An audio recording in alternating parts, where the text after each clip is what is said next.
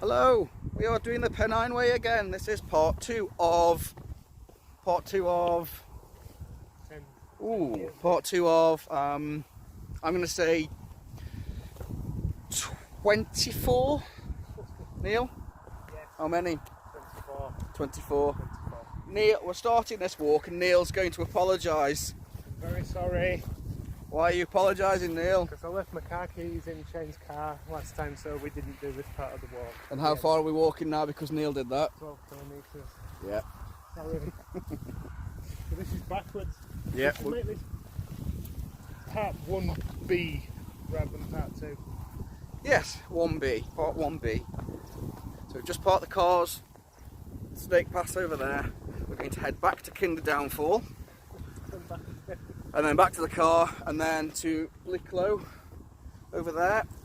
We're going to go and find the Flying Fortress crash site, and then we're either going to go over onto the ridge on the other side looking over the reservoir, or we are going to walk down and over the reservoir and back onto the other side, dependent on time and weather and how knackered we are.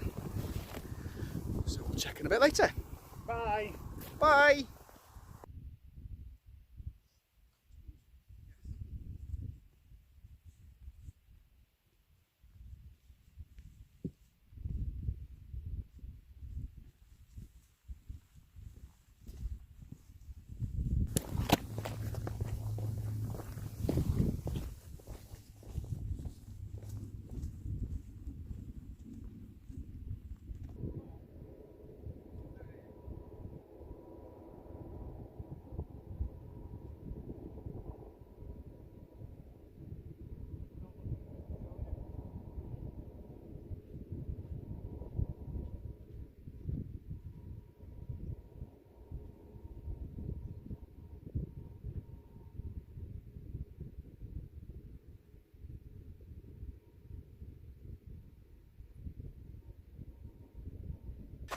Right then, so we are nearly back where we started.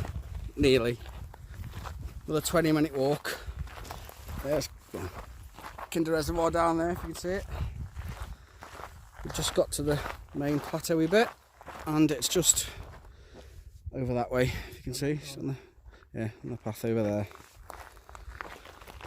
And then we'll stop and have some liquids and a sandwich. And then make our way back to the car, swap the packs over. And then start part 2. And start. Is it part No, 1C? it's part 2. Is it actually part 2? Yeah. And then yeah, we'll officially start part 2 of 20 something.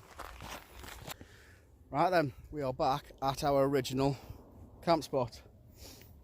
The sacrificial altar. Yes. So now we can start part 2. No, not yet. Right. We've got to get back to the car. No, this is the start of part 2, isn't it, really?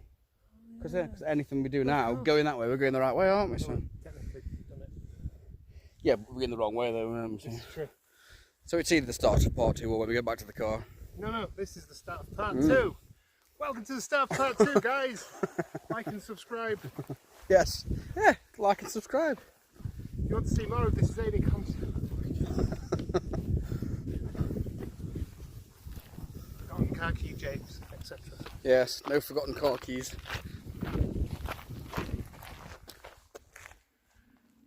Right then.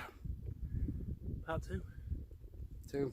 Right, so we are back on Snake Pass, as you can see and hear, because it's quite busy. We are now heading up onto Blicklow, over that way, find the plane crash site, and then to look for somewhere to pitch. So we'll see shortly when we find the pitch, the plane. Right, we are coming up to the Flying Fortress crash site, which my map took us nowhere near, and Neil has redeemed himself with said car key incident. Thank you. And found it. Shane. Pleasure. And I did not, as Neil said, expect this. amount of wreckage. Wow, that is incredible. Wow.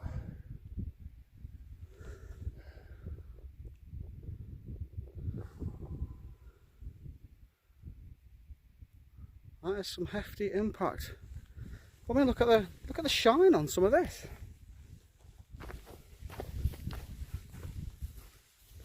There's like bits of material, like bits of webbing and stuff still here.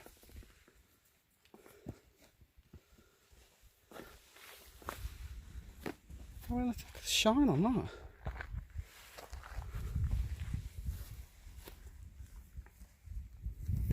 That's some sort of a window there, isn't it? Yeah. Side of that. It's just like part of the fuselage. Circular section. A window in, maybe? Yeah. And I don't know, obviously.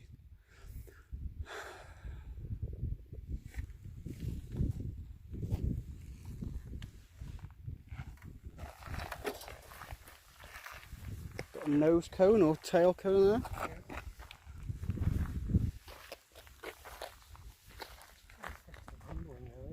Yeah. Ah. So, as far as I remember, they were flying, well, I can't remember where they were flying from, but it was 1948. They were flying to Warrington,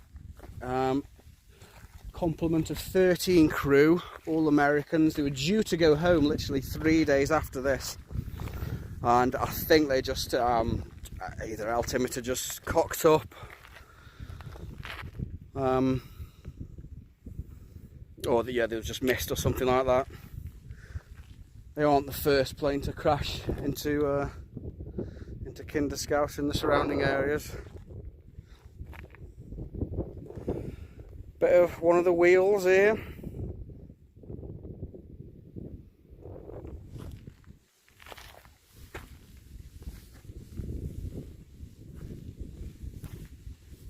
Obviously all 13 crew died.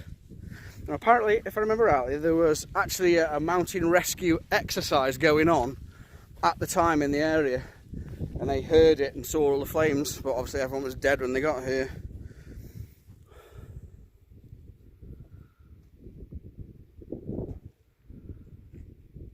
It's just spread over everywhere, isn't it? Bit of a wing section. Yeah, wow. So I think they were coming from down south somewhere, and obviously would have been turning here to go to Warrington. So you're going to assume that the front of the plane is, yeah, this way somewhere. Yeah, little wheels at the front. Big wheels. Big wheels. Wow, still part of the tyre.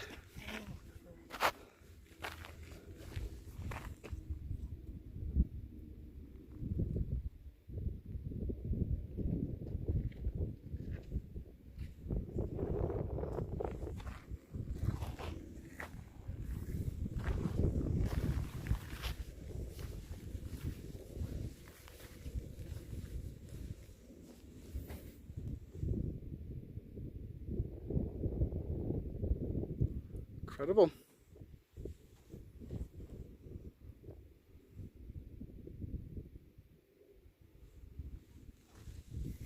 Let's see what it says on the memorial plaque up there.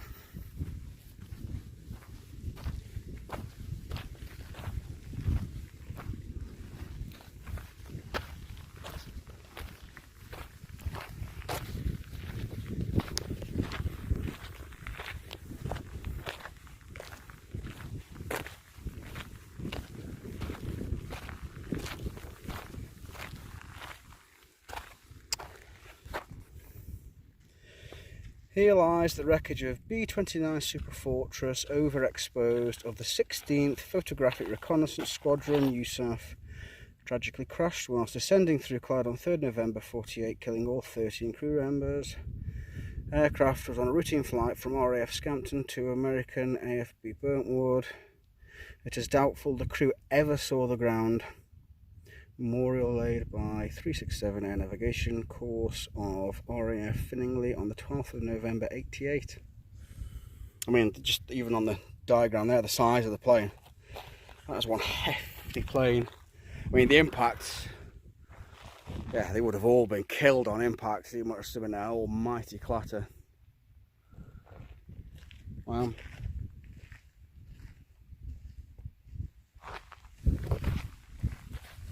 I bet they're a bit strewn. I mean, there's like little tiny bits of metal just in the ground.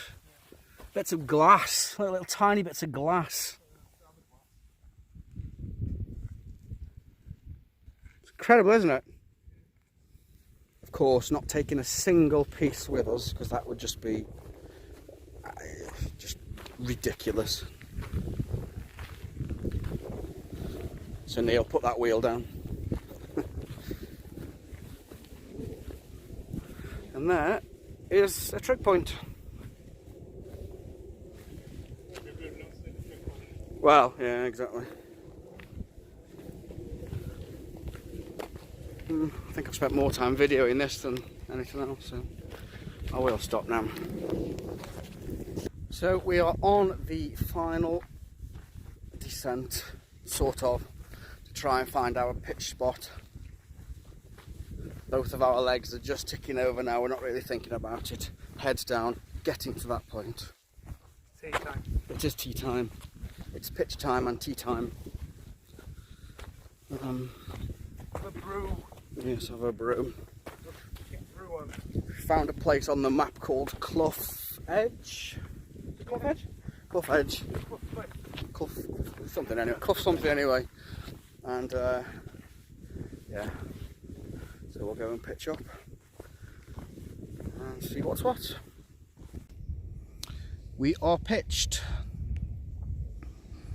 Having some food before we get properly comfortable. Neil pitched over there. We're surrounded by grouse shooting little hut things. You can see them just over yonder. You can just about pick Manchester out, just sort of the top of one of the towers just over there. But obviously we should have a nice sunset going down over there. Sunrise over yonder way. I had an ant in my jet boil. A live ant in your jet boil. Extra protein. Straight away. There it is. I released it back into the wild. Why not? So I say we both coincidentally bought the same hoisin duck. Have you not started yours?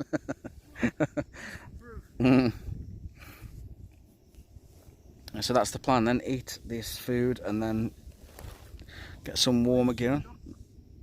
Hoisin duck. Which tastes better than hoisin crispy owl. Yeah. So we'll check in a bit later. Right, I don't think I'll bother doing any more video unless we have a really nice sunset. The sun is going down now, over that way, looking rather lovely. This is the stillest I think it's ever been on Kinder Scout, ever. Hardly any breeze at all, but the midges are out in force, which ain't good.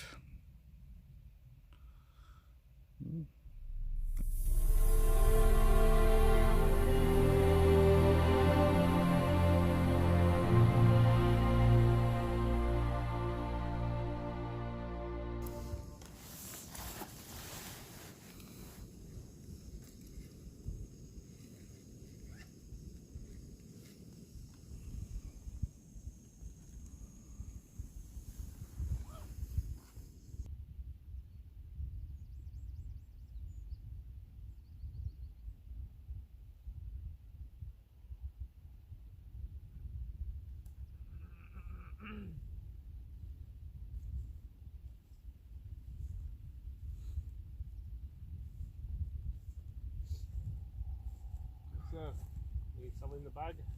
You keep in the bag? Is it hard to say? Oh. Sort of. Right, good morning. We are awake. Good morning, Neil. Good morning. We are awake. Did you sleep well? I did sleep well. I have left this spot though. I did sleep in the tent. Alright. I've decided every time I'm on film I am sat here. Yeah. probably the best night's sleep I've had, I think. I was almost really warm. Just discussing whether I should flog my Rab 200 summer bag, because I figured if it didn't work last night, it probably is never going to work. And I can buy one of the, like Neil's got one of these cheap, well, cheapish Korean, cheap Korean's finest down, not ethically sourced goose down bags with bits of beak and foot in it. Are you shaming me on YouTube? Yeah. No, I'm saying I'm going to buy one. Because obviously I could probably get a decent price for my bag with it having the Rab name on it, and buy a no name goose down bag. So yeah, so the plan is this morning, obviously have a drink, bit of nosh, pack up, and then head down that way to where Neil's car is. I've got the keys. Yeah, he's definitely got the keys today. He's not going to come to me in a minute and say I've left my keys somewhere. And that'll be it for this one. See you next time. Say bye. Bye. Bye.